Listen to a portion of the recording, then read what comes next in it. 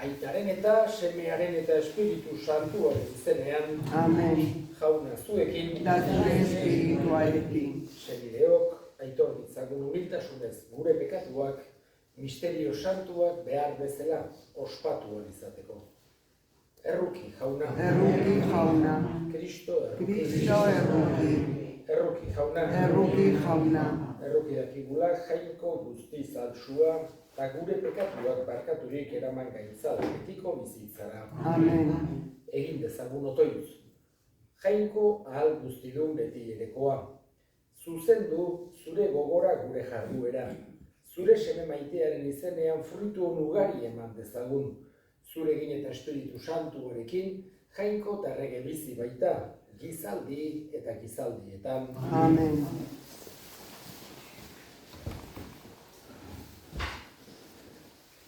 Ebertarei egindako epistolatik, senideok, beste apaiz guztiak, egunero ari dira, beren apaiz lanean, opari berak askotan eskaintzen.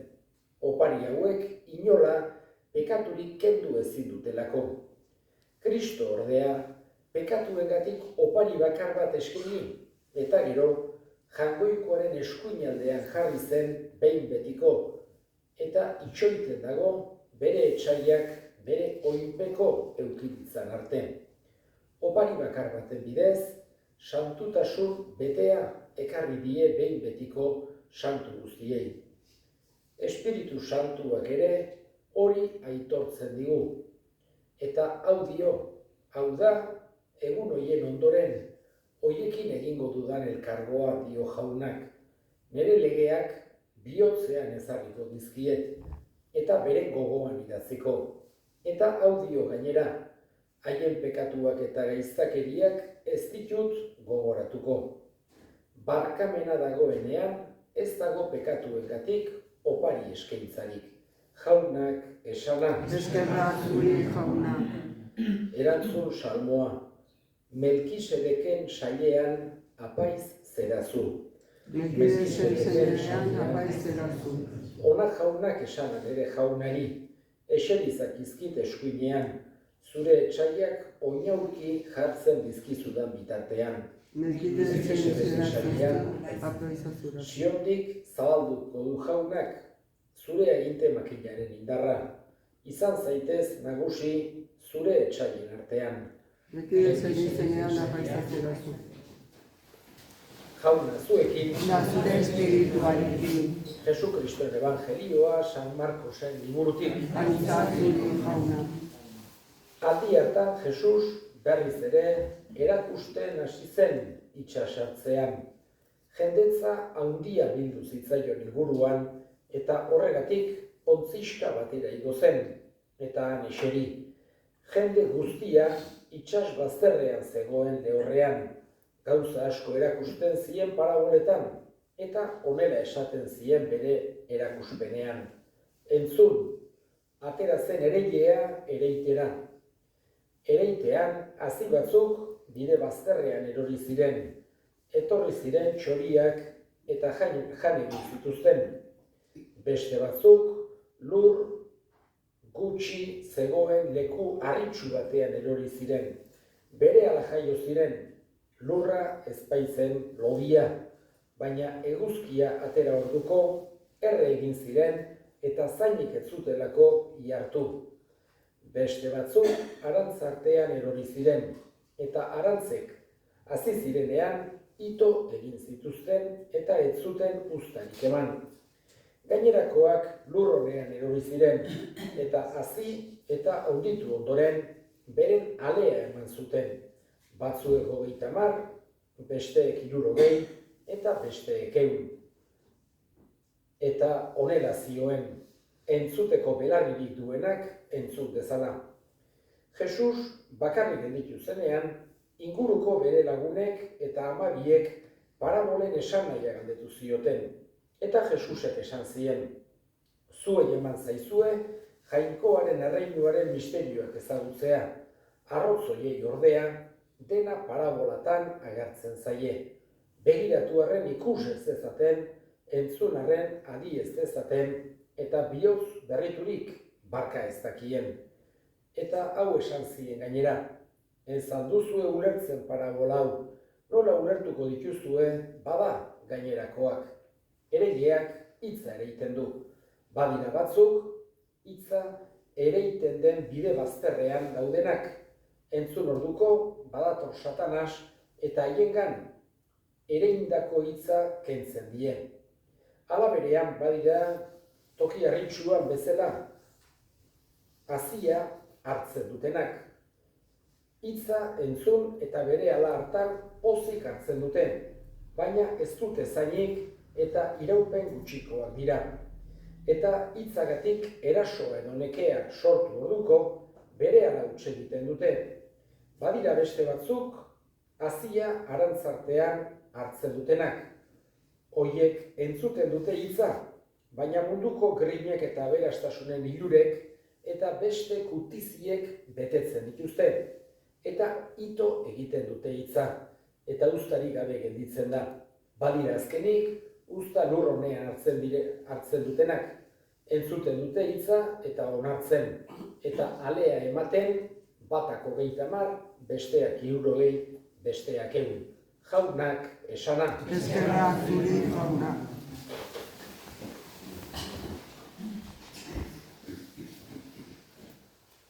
Jesusek askotan parabola kontatzen zituela, erabat agertzen zaigu evangeliotan.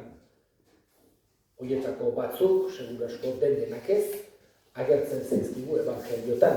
Pentsatu dezakegu, 3 urtetan, eta Jesus ibili zen toki guztietan, parabola gehiago seguru asko kontatuko zituela. Bere erakusteko modua zen. Batez ere, modu hortan, alde batetik, nik esango nuke, memorian hartzeko askozaz ere erresagoa da.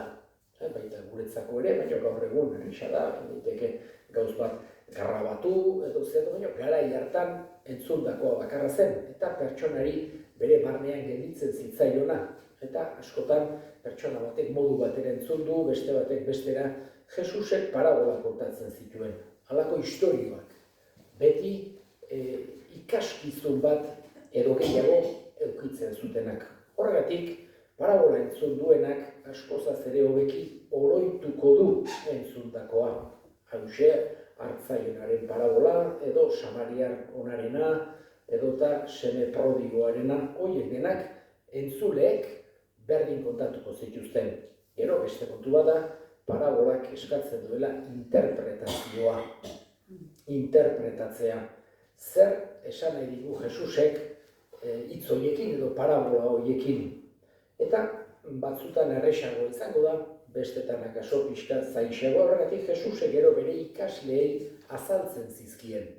Haiek uler zezaten. Gaurkoan nik esango duke erresenetakoa dela, baina hala ere ikasle batzuk ez zuten entenditu eta esaten die, hau ez badezue ulertu, gainerako guzik nola ulertuko dituzue ba. Beti ere Jesusek azaldu nahi izan zizkien bere ikasleei. Eta gaurkoan, gehienetan bezala, Jesusen parabolak beti, jendearen eguneroko lanarekin zerikusia zuten. Gaur egun, seguru asko, beste parabola teknologikoak eta kontatuko zituen, baina garai hartan kontatzen zituen, garai hartako lanbideei eta bizipenei zegozkien parabolak. Hala ere, gure garaietan ere uler ditzazkegu. Guk ere halako lanak eta halako gauzek ikusi nahi ditugu. Horregatik, gaurkoan eregilearen parabola dugu. Eta Jesusek alde batetik esaten digu, bai, hazia da jainkoaren hitza. Hori, nik esango nuke evidente xamarra dela, baina Jesusek garbi esaten digu.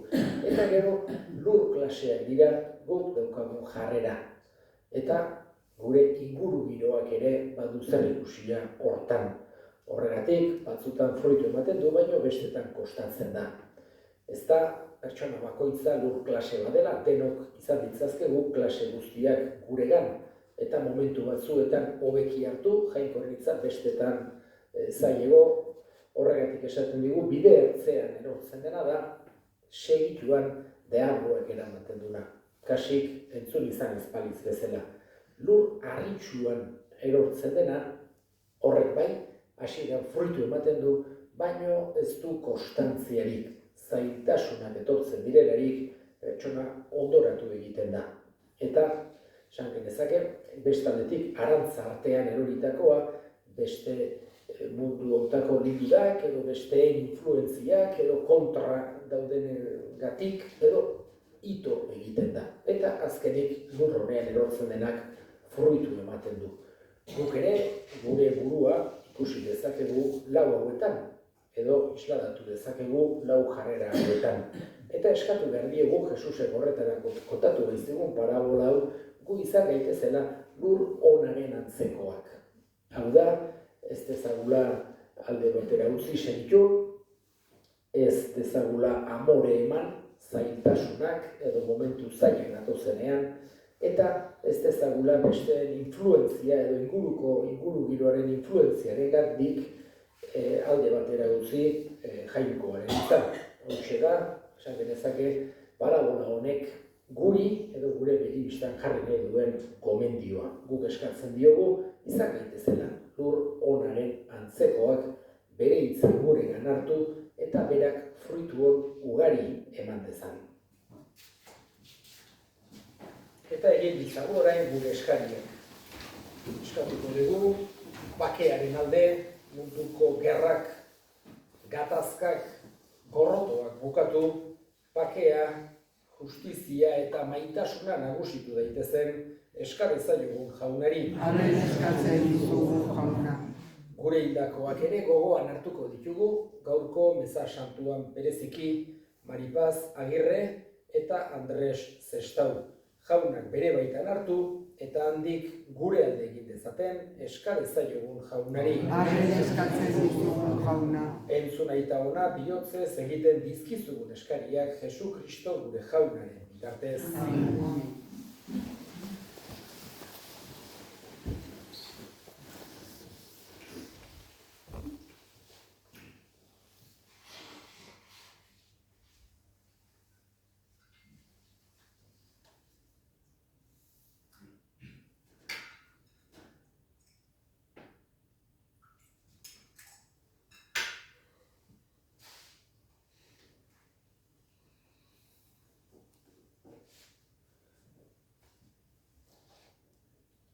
Begira jauna begi honez, gure eskaintzari, eta sagara ezazu zure espirituaren indarrez, guretzat salbamen sakramentu gerta dadin Jesu Kristo gure jaunaren bitartez. Amen.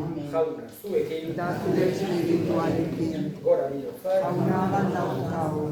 eskerrak jangoiko gure jaunari. Egokia eta zuzen. Egokia bai eta zuzen, bidezko eta salbagarri non nahi eta beti guk zuri eskerrak ematea jauna. Aita guztiz, santu, jangoiko ahal guztidun betireko horri. Ez duzu gure gorespenen beharrik, baina zure doaia dugu zuri eskerrak ematea. Gure kantuek ez dizute zuri aitza handiago zen, baina bai guri salbamena ematen Jesu Kristo gure jaunaren bitartez. Horregatik, santu eta ingeru guztiekin batean, goresten zaitugu, pozez beterik kantatzen degula.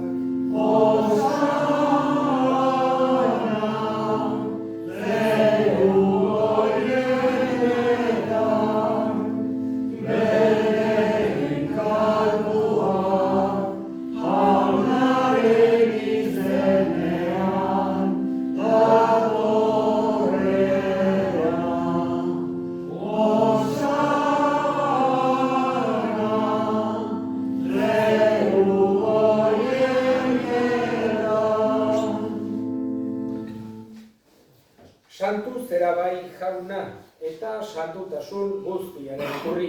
Egitzazua da santu ogi ardo hauek zure espiritua isuriz, Jesu Kristo gure jaunaren gorputz eta odol egin daitezen guretzat. Berak saldu zutenean eta bere gogoz gurutzera zihoala, ogi hartu eta eskerrak emanez zatitu zuen eta bere ikasleei eman zien esanez. Hartzazue eta jan guztiok ontatik. Hau nire gorputza data zuentzat emango dena.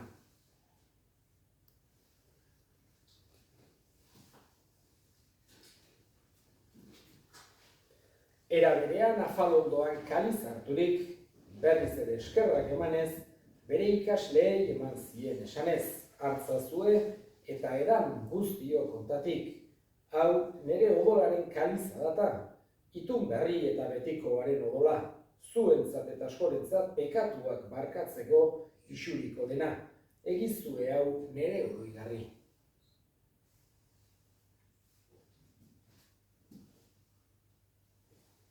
Hau da, sinismenaren misterioa. Hile eta biztun zela da jauna, zu berriz etorri arte aurregu aurreriona.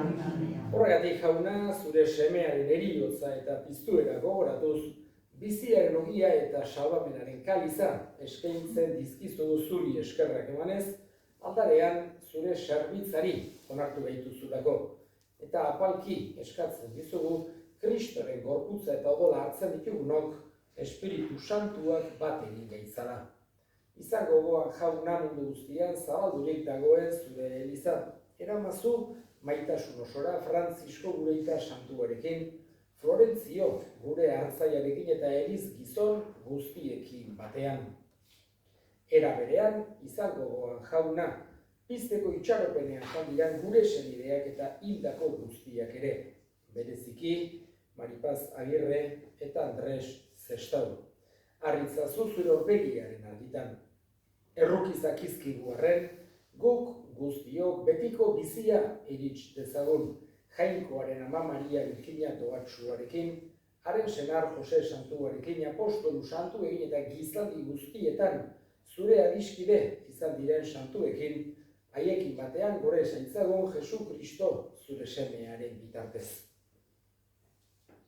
Honen bitartez, honekin eta honengan, zuri jangoiko aita guztidun horri Espiritu Santuarekin batean, ospe eta hitza guztiak gizaldi eta gizaldi guztietan. Amen. Salbatzaileak aginduta erakutsiari jarraituz, bildur gabe esan dezagun.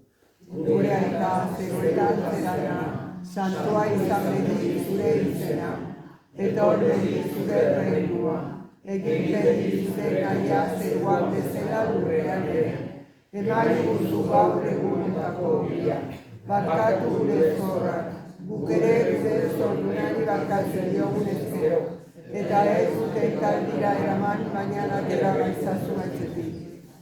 Atera gaitzazu jauna gaitzetatik emain duzu pakea gure egunotan, zure errukiari esker pekatutik garbi bizi gaitezen eta estualdietan sendo, betiko zorionaren itxaropenean, Jesu Kristo gure salbatzailea noiz etorriko den zai gaudela. Zure arezu erreientzat, zure hauspena indarra orain eta beti. Jesu Kristo gure jauna, zuk esana da apostoluei pakea uzten dizuet, nire pakea ematen. Benta zure elizaren sinismenari eta ez gure pekatuei, eta zure gogoan bezala emaiozu elizari pakea, eman batasuna. Errege bizi baizera gizaldi eta gizaldietan. Amen. Jaunaren pakea beti zuekin. Eta zure espirituarekin. Emaiozue pakea elkarri. Jangoikoaren bildotsa. Zuk entzen dezu munduko pekatua eduki jauna. Jangoikoaren bildotsa, zuk entzen dezu munduko pekatua eduki jauna. Jangoikoaren bildotsa, zuk entzen dezu munduko pekatua nahi duzu pakea. Hona hemen jangoikoaren bildotsa ona munduko pekatua kentzen duena, zoriontsuak jaunaren maira deituak. Jauna, nire nahi zion bere etxean sartzeko, baina esazuz bat eta sendatuko nahi.